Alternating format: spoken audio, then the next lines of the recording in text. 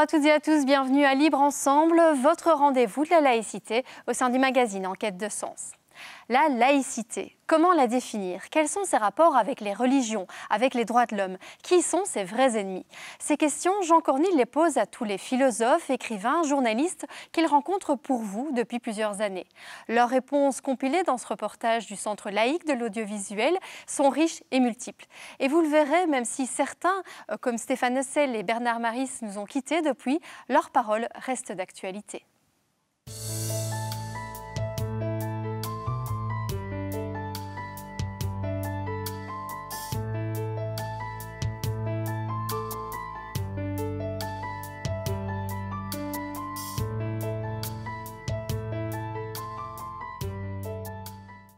Ça part de l'idée que la croyance religieuse ne doit engager que les croyants et eux seuls.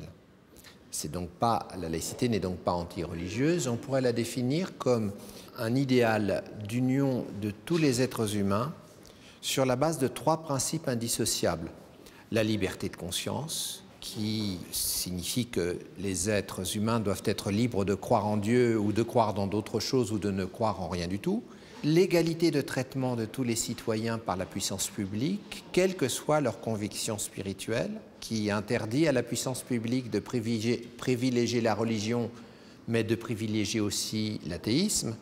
Et puis le 3e principe, c'est l'idée que le rôle de la puissance publique, c'est de promouvoir l'intérêt commun à tous, l'universel. Donc 3 principes pour définir la laïcité: l'union de tout le peuple sur la base de la liberté de conscience, de l'égalité de traitement de tous les citoyens et de l'orientation universelle de l'action des pouvoirs publics. Il y a une espèce de culture mondiale qui nous conditionne plus ou moins tous. Contre cela, il y a des crispations.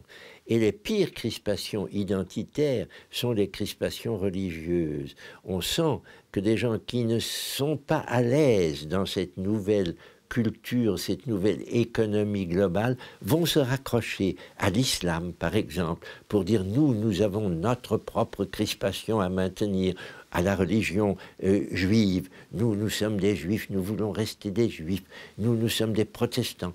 La laïcité est, à mon avis, la seule réponse acceptable à ces crispations.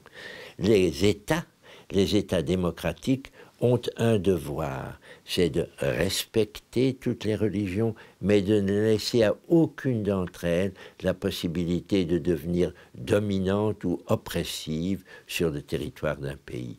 C'est ainsi que j'interprète ce beau mot de laïcité, qui nous est très familier en France, que nous avons un peu de mal à faire comprendre à des pays où il n'a pas le passé qui est celui de notre séparation de l'Église et de l'État. Donc, on ne peut pas vivre en société si on n'a pas, pour dire les choses simplement, des valeurs communes. Mais ces valeurs ne sont pas nécessairement religieuses. Et donc, oui, on peut vivre dans une société en étant athée, et en partageant des valeurs qui ne sont pas nécessairement des valeurs religieuses, c'est-à-dire qui ne font pas nécessairement référence à Dieu, par exemple, ou à un au-delà. Je vais vous donner un exemple de valeurs. Aujourd'hui, quelles sont les valeurs? Quel est le sacré de nos sociétés modernes européennes? Les droits de l'homme. C'est le sacré des sociétés modernes européennes. Ce qui fédère tout le monde, c'est les droits de l'homme. Le respect de l'être humain, le respect de la vie, l'égalité de l'homme et de la femme, l'égalité de tous les êtres humains, la liberté de conscience, la liberté d'expression. Voilà quelque chose qui fédère. Et les gens qui se mettent à dire non, finalement, les femmes sont inférieures, non, finalement, les homosexuels, ce sont des sous-humains, non, finalement, il n'y a pas d'égalité, il y a des êtres qui sont nés pour être des esclaves. Et ces gens-là sont mis au banc de la société, si vous voulez. Parce que c'est un discours qui va contre le sacré de notre société, qui sont devenus depuis 2 siècles les droits de l'homme. Et ce sont des valeurs laïques. Ce ne sont pas des valeurs. Alors évidemment, les droits de l'homme, dans un premier temps, ont été religieux. C'est-à-dire qu'on respectait la dignité de l'être humain pour des raisons religieuses. C'est le message des évangiles. Et puis, à partir du XVIIIe siècle, les droits de l'homme se sont laïcisés. Et à partir de Kant et des Lumières, on a fondé en raison, même si, bon, certains peuvent se dire, comme Nietzsche, qu'est-ce qui nous prouve que c'est vraiment rationnel, les droits de l'homme? Mais peu importe, pour moi, ça n'a pas d'importance. Ce qui compte, c'est que les termes, on va dire simplement de liberté, d'égalité, de fraternité, sont reconnus par tous. Alors on peut croire que la laïcité est l'ennemi de la religion ou des religions, mais en fait la laïcité est tolérante vis-à-vis des religions a priori. Donc, et la laïcité, c'est un besoin de fraternité, c'est-à-dire un besoin de considérer les autres de façon égale.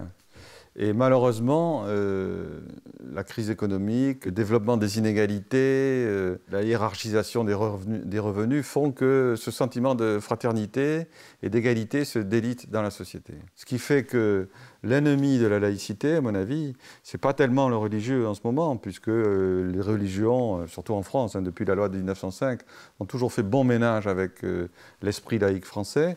C'est plutôt l'effondrement social et le fait que l'accroissement des inégalités crée des antagonismes, des haines, des refus de l'autre.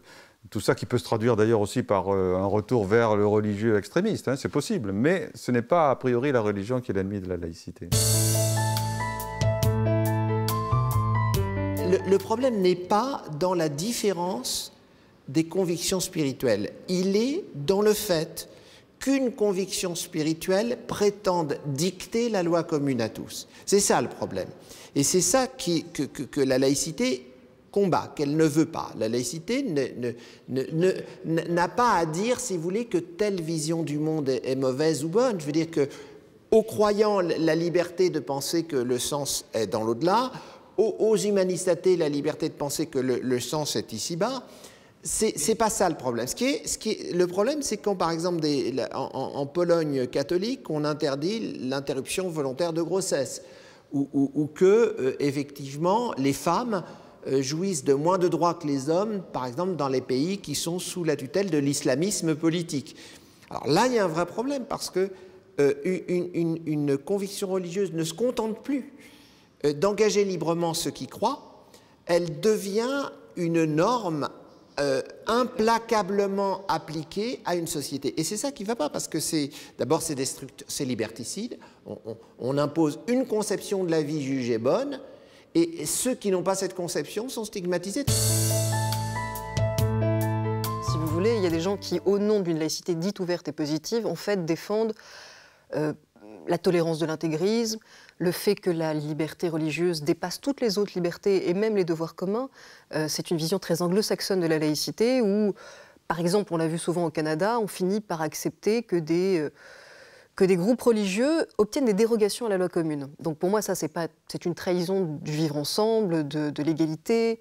C'est même la source ensuite de tensions qui peuvent justement nourrir les autres faux amis, qui sont ceux que moi j'appelle les partisans... c'est même pas des intransigeants, la laïcité. Pour moi, ce sont tout simplement pas des laïcs. Ce sont des gens qui utilisent le beau mot de laïcité pour recycler, renouveler un vieux fond de racisme anti-arabe qu'ils ont simplement fait muter en racisme anti-musulman. Ce sont des racistes, ce sont des gens d'extrême droite, ce sont des intolérants, ce ne sont pas des laïcs.